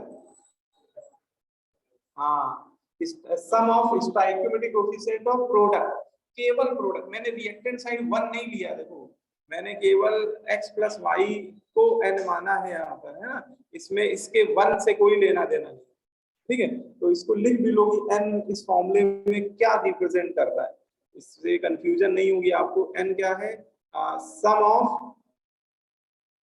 sum of stoichiometric coefficient of product side जो भी आयन होंगे उन्हीं के स्टोइकियोमेट्रिक कोएफिशिएंट का सम लिया करेंगे हम लोग, है ना।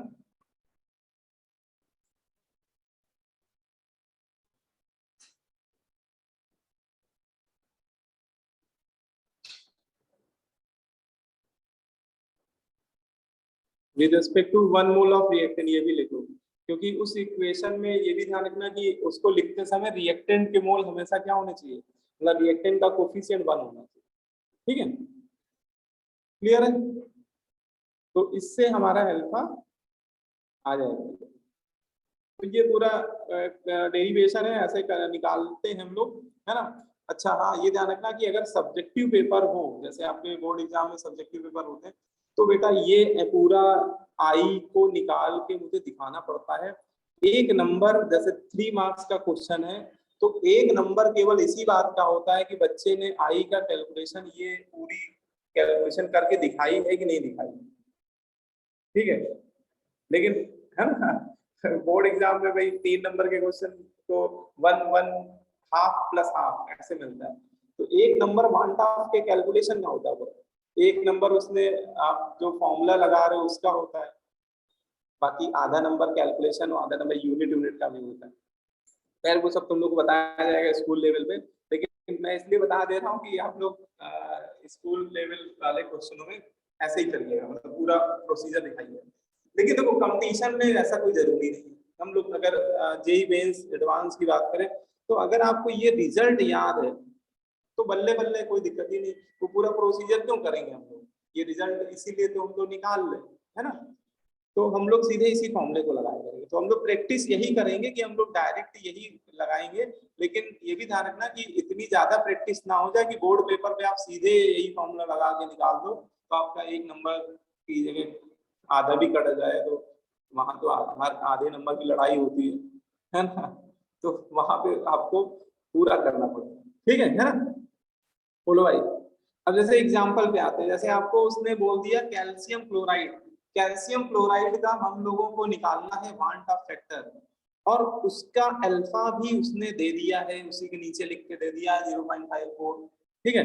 तो देखो हम लोग समझ जाएंगे, अच्छा अल्फा दे दिया मतलब ये स्ट्रॉन्ग है कि वीक है, वीक है। अब वीक है तो वीक वाला फॉर्मूला लगा देंगे वीक इलेक्ट्रोलाइट के लिए, अभी ऊपर हम लोगों ने निकाला ही है, I = 1 + अल्फा n -1, ठीक है। अब ये बताओ कि इस इक्वेशन में बताओ n का वैल्यू क्या ले,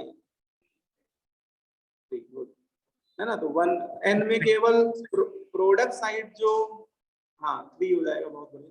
तो प्रोडक्ट साइड जो कोफिशिएंट है आयंस के, उन्हीं का सम करना है, ठीक है। और बस रख दीजिए सीधे, अल्फा हो जाएगा देखो 0.4, n की वैल्यू 3, तो ये कितना आता दिख रहा है 1 + 0.4 × 2, तो ये कितना आ गया 1.2।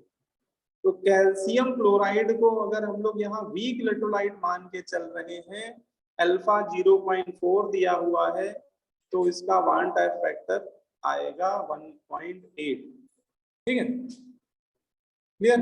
और अभी इससे पहले हमने इसको माना था स्ट्रॉन्ग इलेक्ट्रोलाइट, उस समय आई कितना आया था, ना 3, ठीक है। तो आई इसमें 3 आया था। अब ये चीज इस फॉर्मूले पे देख सकते हो, देखो स्ट्रॉन्ग मानोगे तो अल्फा 1 रख दो, स्ट्रॉन्ग मानोगे तो अल्फा 1 रख दो, तो 1 कैंसिल हो गया, तो आई की वैल्यू n के बराबर ही है ना 3। लेकिन जब वीक माना तो वो फिर वो 3 से कम आ रहा है, <3 आ रहा है, लेकिन एग्जैक्ट निकाला तो इतना 1.8 आ रहा है, ठीक है। तो इसमें जैसे कुछ प्रैक्टिस आप लोग जरूर जल्दी से कर डालिए। ये 2 एग्जांपल दिए हुए मैंने, ये आपको ही निकालने के लिए दिए हुए, है ना।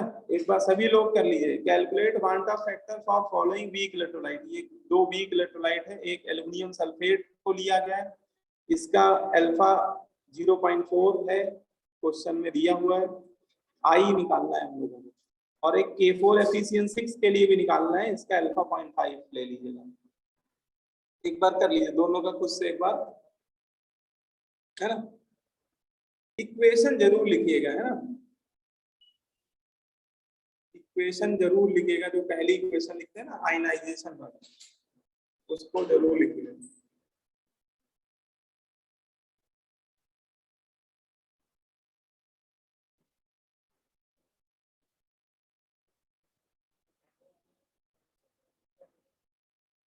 पहले वाले ना दूसरे वाले का आएगा, हाँ ठीक है।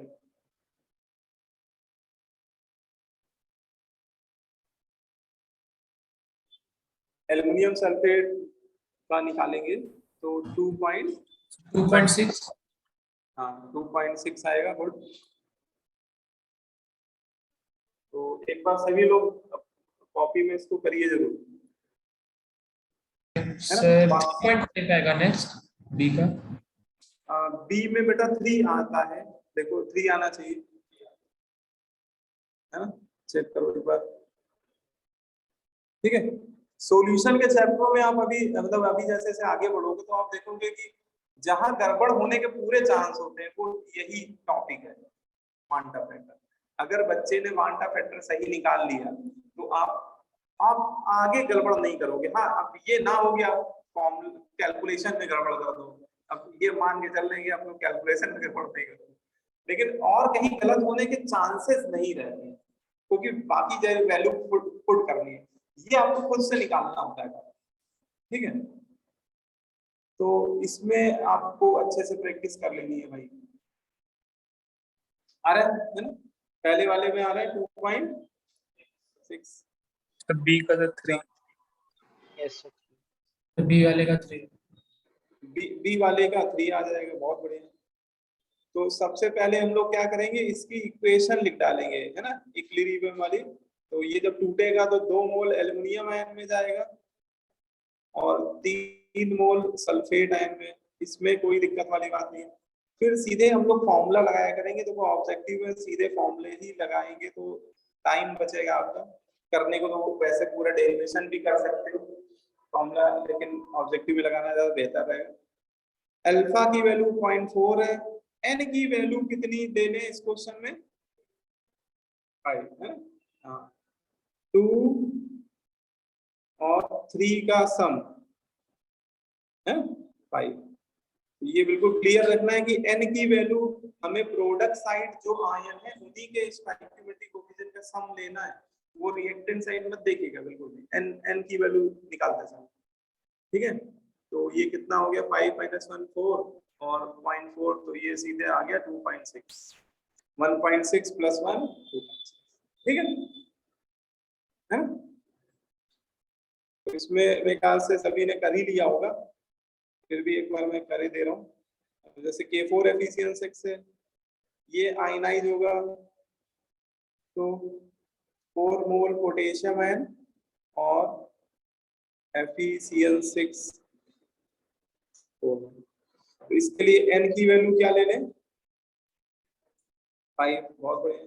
अब फॉर्मूला लगा देंगे, I = 1 + α(n - 1), अल्फा 0.5 और n की वैल्यू 5, तो ये आ गया आपका 1 + 2 3 आ गया, ठीक है, ये 3 आ गया, है ना। तो अगर वीक इलेक्ट्रोलाइट है तो उसमें कुछ ऐसा नहीं कि आप करना पाओ। अब देखो एक क्वेश्चन ये जेईई मेंस के पेपर में अभी पूछा गया है 2019 में, ये कर डालो एक बार। K2HgI4 एक उसने कंपाउंड दिया है, K2HgI4 is 40% ionise in aqueous solution. 40% ionise होना मतलब इसका क्या दिया हुआ है, अल्फा 0.4, इसका डिग्री ऑफ डिसोसिएशन दे दिया कि वो 40% आयनाइज हो रहा है, तो अल्फा 0.4 हो जाएगा। पूछ क्या रहा है, value of quanta factor I, ठीक है। अब देखो एंटी वाले कितने बदमाश हैं आप समझ सकते हो, इसका फॉर्मूला देखो। वैसे तो पता है ये बहुत फेमस आपका कॉम्प्लेक्स कंपाउंड है, अभी एक आगे चैप्टर पढ़ोगे कॉम्प्लेक्स कंपाउंड, जब वो पढ़ लोगे तो आप इसको दूर से पहचान लोगे कॉम्प्लेक्स है। लेकिन कितने बदमाश हैं, उन्होंने ब्रैकेट नहीं लगाया, है ना। अगर कोई बच्चा ना ध्यान दे और वो सबको आयनाइज करता चला जाए, 2 पोटेशियम 1 मर्क्यूरी का आयन 4 आयोडाइड आयन, तो तबाह हो जाएगा, वो आंसर गलत आएगा। अब वो बात है कि इतना दिमाग लगाया नहीं उन लोगों ने, अच्छा वैसे वो अवसर डालना चाहिए, ठीक है। तो ये थोड़ा सा है कि ये जो कंपाउंड है ये एक कॉम्प्लेक्स कंपाउंड होता है, ये ब्रैकेट वैसे तो लगाना चाहिए लेकिन बहुत पॉपुलर कंपाउंड है, इसको नेशनल रीजेंट कहते हैं, इसको क्या कहते हैं, आगे हम लोग पढ़ेंगे इसको नेशनल रीजेंट के नाम से पढ़ेंगे। ये कॉम्प्लेक्स कंपाउंड है, यहाँ ब्रैकेट होता है और ये ऐसे आयनाइज होता है। इसमें जो काउंटर आयन होते हैं वो तो आयनाइज हो जाते हैं, लेकिन जो HgI4 -2 है वो नहीं होता, ठीक है।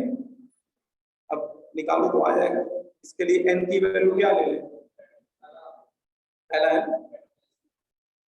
हाँ, तो इसके लिए So n की one. वैल्यू और i हो जाएगा 1 प्लस अल्फा n माइनस 1।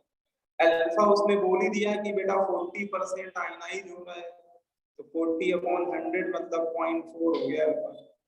ठीक है, तो बस आपको सब्स्टिट्यूट करके सीधा सीधा निकाल लेना है। तो ये कितना हो गया, 2 × 0.4 मतलब आ रहा है 1.8। ठीक है,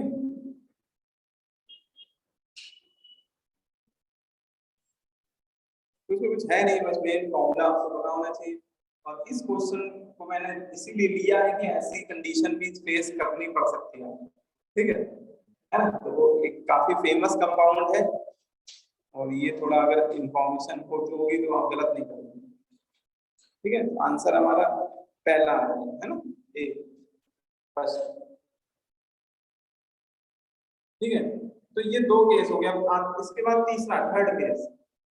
ठीक है, इन केस ऑफ डिसोसिएशन नहीं एसोसिएशन, ये सी टाइप होगा ना, दो केस पढ़ चुके हैं, केस नंबर 3।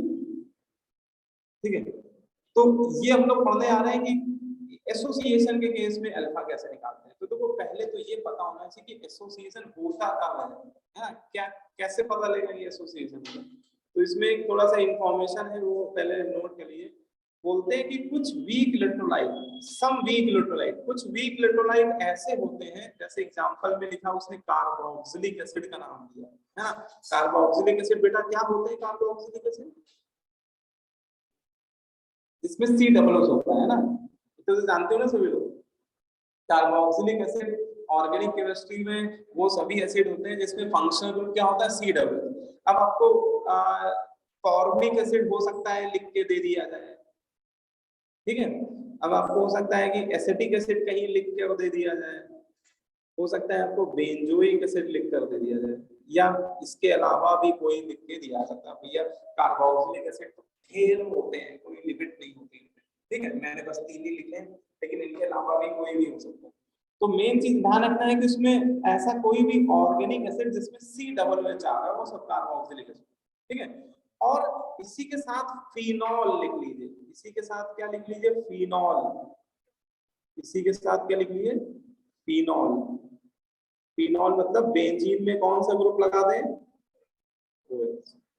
ठीक है, तो ये दो कंपाउंड हम लोग को पता होने चाहिए कि अगर आपको कोई कार्बोक्सिलिक एसिड दे दिया जाए या फिनॉल दे दिया जाए और उसको किसी नॉन पोलर सॉल्वेंट में डिसोसिएट, नॉन पोलर सॉल्वेंट में डिसॉल्व किया जाए। सॉल्वेंट कैसा होना चाहिए, नॉन पोलर।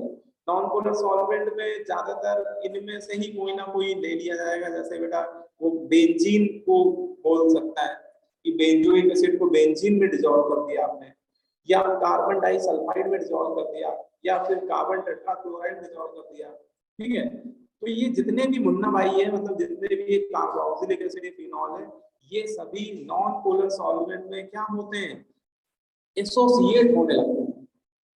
ये डिसोसिएट नहीं होते हैं, उल्टा एसोसिएट होने लगते हैं। इनके कुछ कुछ मॉलिक्यूल मिलके डाइमर, ट्राइमर, टेट्रामर ऐसे बनाने लगते हैं। ठीक है, और उनके पीछे रीजन क्या है भैया, ऐसा क्यों, कोई ना कोई फोर्स होगा जो उनको जोड़ रहा होगा, कोई ना कोई फोर्स रिस्पांसिबल होगा। तो वो कौन सा फोर्स होता है, हाइड्रोजन बॉन्डिंग है ना।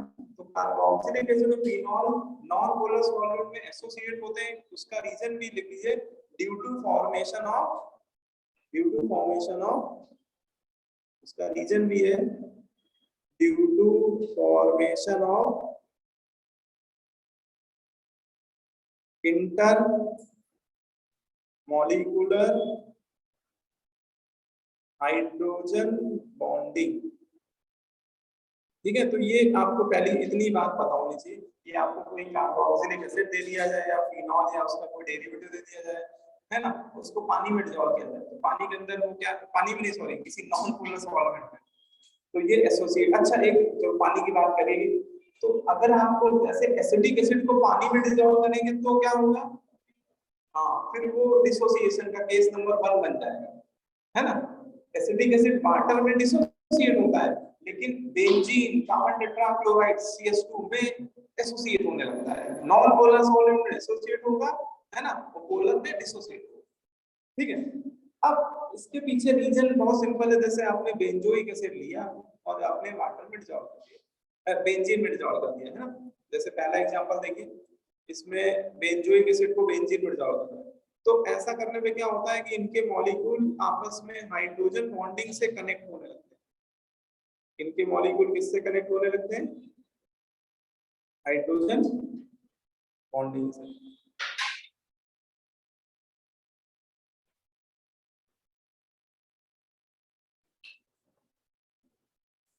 तो ये आपस में डाइमर का फॉर्मेशन करने लगते हैं। इनके दो मॉलिक्यूल आपस में ही कनेक्ट हो जाते हैं इस तरह से। इसको बोलते हैं डाइमराइजेशन, है ना। बेंजोइक एसिड के दो मॉलिक्यूल आपस में जुड़ जाएंगे। बेंजोइक एसिड के दो मॉलिक्यूल आपस में हाइड्रोजन बॉन्डिंग से कनेक्ट हो जाएंगे। ठीक है, इसको क्या बोलते हैं? डाइमर। ठीक है, बेंजोइक एसिड के दो मॉलिक्यूल आपस में ही एच बॉन्डिंग से कनेक्ट हो गए तो डाइमराइज हो गए। डाइमराइज मतलब एसोसिएशन, एसोसिएट हो गए वो। ऐसे फिनॉल में भी होता है। फिनॉल के भी दो मॉलिक्यूल अगर लेंगे और कार्बन टेट्राक्लोराइड या किसी भी नॉन पोलर सॉल्वेंट में डिसॉल्व करेंगे तो बेटा वो आपस में हाइड्रोजन बॉन्डिंग से डाइमराइज हो जाते हैं।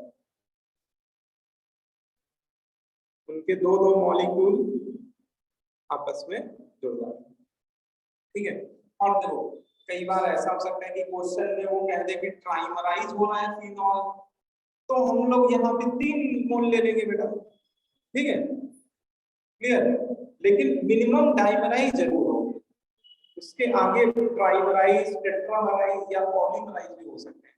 अब वो क्वेश्चन में क्या कहना चाह रहा है वो उसकी मर्जी है। ठीक है, क्योंकि हाइड्रोजन बॉन्डिंग जो बनती है वो कई बार n मॉलिक्यूल्स के बीच में बनती है। अब इन सिचुएशन में जब एसोसिएशन होने लगता है तो क्वांट ऑफ फैक्टर की वैल्यू कैसे निकालते हैं, है ना। तो जल्दी से देख लो इसको भी, है ना। देखो पहले मैंने एक इक्वेशन, जनरल एक्सप्रेशन लिख दी है। ठीक है, मैंने मान लिया कि एक कोई ऑर्गेनिक कंपाउंड है, उसके n मोल आपस में पॉलीमराइज हो रहे हैं, उसके ए के n मॉलिक्यूल आपस में जुड़ते चले आ रहे हैं, है ना, हाइड्रोजन बॉन्डिंग से ए ए ए ए ऐसे जुड़ते चले आ रहे हैं। तो उसी को मैंने क्या लिख दिया, ए होल है ना, मतलब पॉलीमराइज हो। अब इस सिचुएशन में हमें इसका क्वांटम फैक्टर निकालना है। ठीक है, कैसे निकालेंगे? तो इसका मैंने मान लिया 1 मोल। ठीक है, अब आपको लगे सर हमने एक 1 क्यों माना यहाँ पे, ऊपर तो a माना था। अब देखो ऊपर हमने जब a माना था तो a कैंसिल भी तो हो गया था। और इससे एक बात और आपको समझ आनी चाहिए कि क्वांटम फैक्टर की जो वैल्यू होती है वो रिएक्टेंट के इनिशियल मोल से हमेशा क्या आती है, इंडिपेंडेंट, है ना। देखो ऊपर वाले एक्सप्रेशन में जब मैंने a माना तो वो पिक्चर में गायब हो गया कि नहीं हो गया। तो यहाँ पे जगह हो तो लिख लेना, quantum factor is independent from initial concentration of reactant. उसके इनिशियल कंसंट्रेशन या उसके इनिशियल मोल पे नहीं डिपेंड करेगा, जितने मोल लेके चलते हैं उस पे नहीं डिपेंड करेगा। ठीक है, इसीलिए आप उसको 1 मान लो तो भी कोई फर्क नहीं पड़ेगा। 1 मानोगे तो एक्सप्रेशन थोड़ा आसान बनेगा। ठीक है, जब वो डिपेंड ही नहीं करेगा तो काहे मानो। अब देखो आप मान लो कि 1 मोल से वो अल्फा मोल उसके एसोसिएट हो गए। हाँ, यहाँ पे अल्फा जो है वो डिग्री ऑफ डिसोसिएशन नहीं है, डिग्री ऑफ एसोसिएशन है ना, क्योंकि उसके मॉलिक्यूल आपस में एसोसिएट हो रहे हैं। तो इसको हम लोग थ्योरी में क्या बोलते हैं, डिग्री ऑफ एसोसिएशन। ठीक है, अच्छा अब बताओ मैं इधर क्या लिखूं। Alpha by n. यहाँ पे n लिखा हुआ है, अल्फा तो हमेशा याद करो 1 मोल कोफिशिएंट के इसमें अल्फा अपॉन एन। हाँ, कि अगर बेटा यहाँ 1 होता तब तो ठीक है अल्फा लिख देते, लेकिन यहाँ पे n मोल है तो एक मोल से अल्फा तो n मोल एक मोल के रिस्पेक्ट में देखो n मोल के रिस्पेक्ट में अल्फा डिसोसिएट करा है मैंने, तो एक मोल के रिस्पेक्ट में अल्फा बाई n बनेंगे। तो यहाँ पे एक ही मोल तो लिखा हुआ है, तो यहाँ मुझे लिखना पड़ेगा अल्फा बाई, ठीक है। n मोल देखो n मोल के रिस्पेक्ट में अल्फा डिसोसिएट, तो एक मोल के रिस्पेक्ट में कितने बनेंगे अल्फा बाई, ठीक है। तो आप यहाँ पे लिखिए बेटा अल्फा बाई n, ठीक है। बाकी फिर वही तो दोनों का सम कर दीजिए, 1 minus alpha plus alpha by n divided by 1, तो ये आ गया 1 plus alpha 1 by n minus, है ना, ये आ गया, ठीक है। बोलो भाई, यहाँ पे फॉर्मूला क्या हो गया, I is equal to 1 plus alpha 1 by n minus. तो ये फॉर्मूला जो है वो एसोसिएशन के केस में लगता है, ठीक है। वो वाला डिसोसिएशन केस में था, ये एसोसिएशन, ठीक है। बोलो क्लियर, चलो फिर इसे आगे नेक्स्ट क्लास में करेंगे, है ना।